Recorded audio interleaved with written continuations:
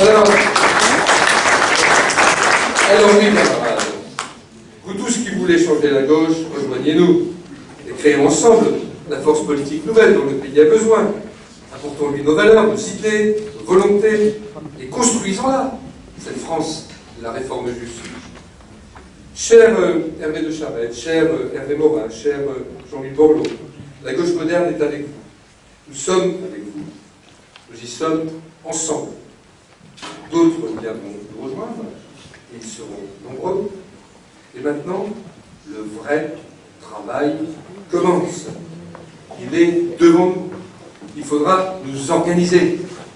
Et ce n'est pas la chose la plus difficile qui soit. Nous avons déjà commencé à le faire. Le vrai travail, cela va consister à réfléchir, à proposer, à construire notre projet et à aller le présenter aux Français parce que plusieurs échéances nous font face. L'élection présidentielle d'abord, les élections législatives ensuite. Nous avons un projet pour la France à bâtir, un projet pour la décennie qui vient, pour cette France de 2020 qui est devant nous et qui nous appartient de préparer. Nous avons aussi un programme de gouvernement à concevoir ensemble, car l'alliance que nous formons aujourd'hui, ce n'est pas une alliance de parti, c'est aussi et surtout une alliance avec les Français. Les promesses, désormais, ils savent qu'elles n'engagent que ceux qui les reçoivent. Ils veulent un cap, une méthode, des engagements. C'est à cela que nous allons travailler dès aujourd'hui. Et puis, pourquoi ne pas l'évoquer aujourd'hui? Nous avons aussi à choisir l'homme qui incarnera notre projet devant les Français. Je me suis toujours méfié des hommes qui se portaient spontanément candidats à l'élection présidentielle, ceux qui étaient toujours prêts à accepter la charge suprême et qui allaient la faire au fusil sans réfléchir inconsciemment, car il faut avoir pris le temps d'accepter de faire face à un enjeu si élevé. Il faut avoir pris la mesure de la fonction pour s'estimer être digne d'elle. Il faut avoir réfléchi sur la France, sur le monde, mais également sur soi-même pour pouvoir réellement se présenter et l'emporter.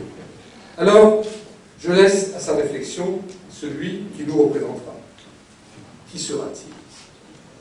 Je ne sais qu'une chose.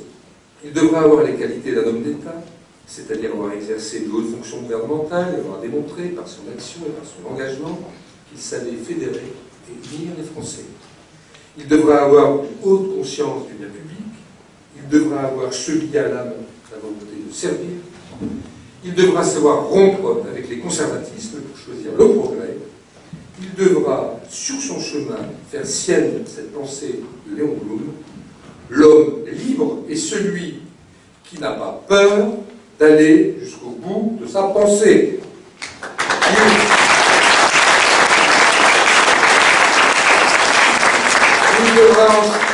Il devra enfin, mes chers amis, avoir la volonté de conduire pour la France la réforme, mais la réforme juste. Jean-Louis, nous t'attendons.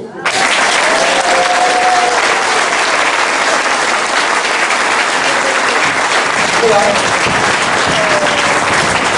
Ce matin, l'Alliance est née, elle existe.